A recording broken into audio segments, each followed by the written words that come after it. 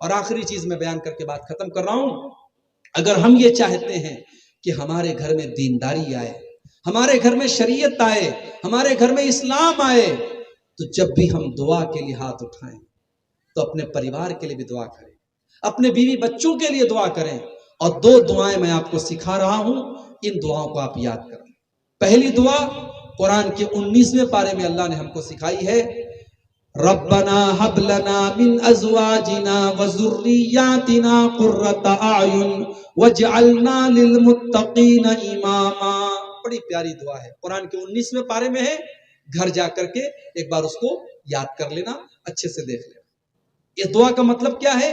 اے ہمارے رب، ہمارے بیوی بچوں کو ہماری آنکھوں کی ٹھنڈک بنا دے، ہمارے بیوی بچوں کو ہماری آنکھوں کی ٹھنڈک بنا دے، ہمارے بچوں کو اتنا نیک بنا دے کہ ہمارے دل کا چین بن جائے، ہماری بیوی کو اتنا نیک بنا دے کہ ہمارے دل کا چین بن جائے۔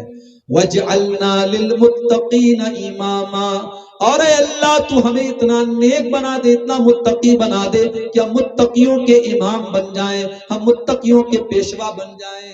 ایک دعا آپ یہ یاد کر لیں، اور ایک دعا جو ہمارے باپ ابراہیم علیہ السلام نے کی تھی، وہ دعا بھی آپ یاد کر لیں، رب اغفر لی ولوالدی وللمؤمنین یوم یقوم الحساب۔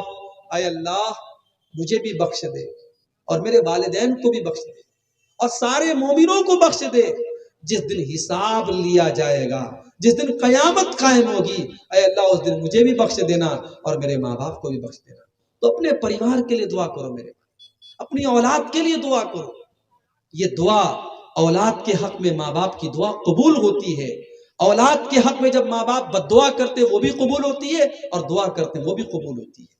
آپ اپنی اولاد کی صحیح تربیت کیجئے اور اس کے حق میں دعا کیجئے، بس آپ کی ذمہ داری پوری ہو گئی۔ اگر آپ کی کوشش کے باوجود اگر آپ کی اولاد بگڑ جاتی ہے، تو یہاں تو حضرت نوح علیہ السلام کا بیٹا بگڑ گیا، اپنے بیٹے کو حضرت نوح علیہ السلام نہیں بچا سکے، تو وہ آپ کے کنٹرول کے باہر ہے۔ لیکن جہاں تک ہو سکے اپنے بچوں کی صحیح تربیت کرو، اپنے گھر میں نماز کا ماحول بناؤ۔ مسلمان کے گھر میں نماز نہ پڑھی جائے یہ نہیں ہو سکتا۔ آپ فجر کی نماز میں اٹھیں، اپنی اہلیہ کو بھی اٹھائیں، اپنے بچوں کو بھی اٹھائیں۔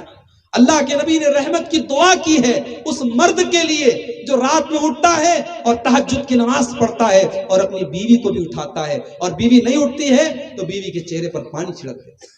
اللہ کے نبی نے اس عورت کے لیے دعا کی ہے رحمت کی جو رات میں اٹھ کر کے تہجد پڑھتی ہے اور اپنے شوہر کو اٹھاتی ہے، اور شوہر اگر انکار کرتا ہے تو شوہر کے چہرے پر پانی چھڑک دیتی ہے اور اپنے شوہر سے کہتی ہے تم بھی تہجد اٹھ کر کے میرے ساتھ پڑھو۔ یہ جو میاں بیوی کا رشتہ ہوتا ہے نا، بڑا مضبوط رشتہ ہوتا ہے۔ بہت ساری باتیں شوہر کسی کی نہیں مانتا، بیوی کی مان لیتا ہے۔ بیوی عورت جو ہوتی ہے نا، عورت کے جذبات میں بڑی طاقت ہوتی ہے، عورت کے آنسو میں بڑی طاقت ہوتی ہے۔ فرعون کتنا بڑا ظالم تھا، فرعون کسی کی کوئی بات نہیں مانتا تھا، مگر جب موسیٰ علیہ السلام فرعون کے محل میں پہنچے اور فرعون کی بیوی نے کہا کہ اس بچے کو قتل مت کرو، لا تقتلوہ، اس کو قتل مت کرو، ہو سکتا ہے یہ ہم کو فائدہ پہنچائے، ہم لوگ بھی اولاد ہیں، ہم اس کو اپنا بچہ بنا لیتے ہیں۔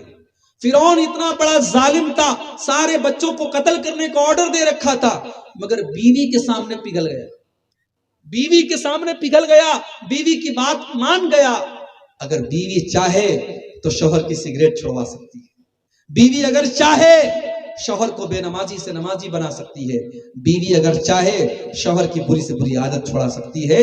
اللہ نے میاں بیوی کے رشتے کو کیوں کہا کہ دونوں ایک دوسرے کا لباس ہیں؟ میرے بھائیوں، ہم جب کپڑا پہنتے ہیں نا، کپڑا ہماری عزت پر پردہ ڈالتا ہے۔ ہم کپڑا اتار دیں ہم بے عزت ہو جائیں گے، کپڑا ہماری عزت پر پردہ ڈالتا ہے، کپڑا ہم کو سجاتا ہے، سنوارتا ہے۔ میاں بیوی ایک دوسرے کے لیے لباس ہیں، ایک دوسرے کو سجاتے ہیں، سنوارتے ہیں۔ اس لیے میاں بیوی ایک دوسرے کا خیال رکھیں اور نیکی کے کام میں ایک دوسرے کا سپورٹ کریں، اور مل جل کر کے گھر کے ماحول کو ایک دینداری والا ماحول بنائیں، اسلامی ماحول بنائیں۔ اور آخر میں یہی کہنا چاہوں گا میرے بھائیوں کہ اپنے خاندان میں، اپنے گھر میں اتحاد پیدا کرو۔ یہ بھائی بھائی کا جھگڑا، باپ بیٹے کا جھگڑا، پڑوسی پڑوسی کا جھگڑا، اس جھگڑے کو ختم کرو میرے بھائی۔ اللہ کے نبی نے فرمایا کسی مسلمان کے لیے جائز نہیں ہے کہ وہ 3 دن سے زیادہ کسی مسلمان بھائی سے تعلق توڑ دے۔ آج زندگی بھر بھائی بھائی سے بات نہیں کرتا، آج زندگی بھر باپ بیٹے سے بات نہیں کرتا، مقدمہ چلتا ہے بھائی بھائی میں۔ میرے بھائی، نہ زمین لے کے جانا ہے، نہ جائیداد لے کے جانا ہے، سب ٹھاٹ پڑا رہ جائے گا جب لاد چلے گا بنجارا۔ سب کچھ یہی چھوڑ کے جانا ہے، جب ایمان لے کے جانا ہے اور نیک عمل لے کے جانا ہے تو دل صاف کر کے دنیا سے جاؤ، دل صاف کر کے دنیا سے جاؤ۔ دل میں میل مت رکھو، دل میں کدورت مت رکھو، دل میں نفرت مت رکھو۔ اگر آپ کا کسی سے جھگڑا ہے، اگر آپ نے کسی سے نہ بولنے کی قسم کھائی ہے، کسی سے آپ کا تعلق ٹوٹ گیا ہے، کل صبح جائیے اور تعلق کو جوڑ دیجئے، غصے کو تھوک دیجئے، غصے کو ختم کر دیجئے، ٹوٹے ہوئے رشتوں کو آپ پھر سے محبت میں بدل لیجئے۔ آئیے، رات کی سہانی گھڑی ہے، یہ قبولیت کا وقت ہے۔ اچھا، مدرسے کے لیے نا، یہ رات کی قبولیت کا ٹائم ہے۔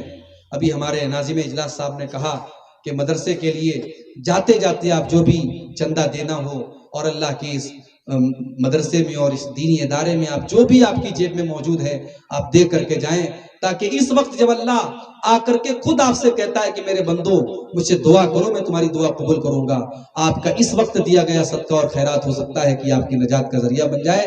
آپ آئیں اور اسٹیج پر دیتے چلے جائیں۔ میں سب کا نام لیے بغیر جو بھی اس مدرسے کے لیے تعاون کر رہے ہیں، میں سب کے حق میں دعا کرتا ہوں، اللہ سب کے چندے اور تعاون کو قبول کرے۔ آئیے اس کار خیر میں آپ حصہ لیجئے، اور اب تک آپ نے جو سنا ہے اللہ سے دعا کیجئے اللہ ہم سب کو اس پر عمل کرنے کی توفیق عطا فرمائے۔ اللہ ہماری عورتوں کو بھی دیندار بنائے، اللہ ہمارے نوجوانوں کو بھی دیندار بنائے، اللہ جب تک ہمیں دنیا میں زندہ رکھے اسلام پر زندہ رکھے اور ہم سب کا خاتمہ ایمان پر ہو، آمین۔ ربنا تقبل منا انك انت السميع العليم وتب علينا انك انت التواب الرحيم، وصلى الله تعالى على نبينا محمد وعلى اله وصحبه اجمعين، والسلام عليكم ورحمة الله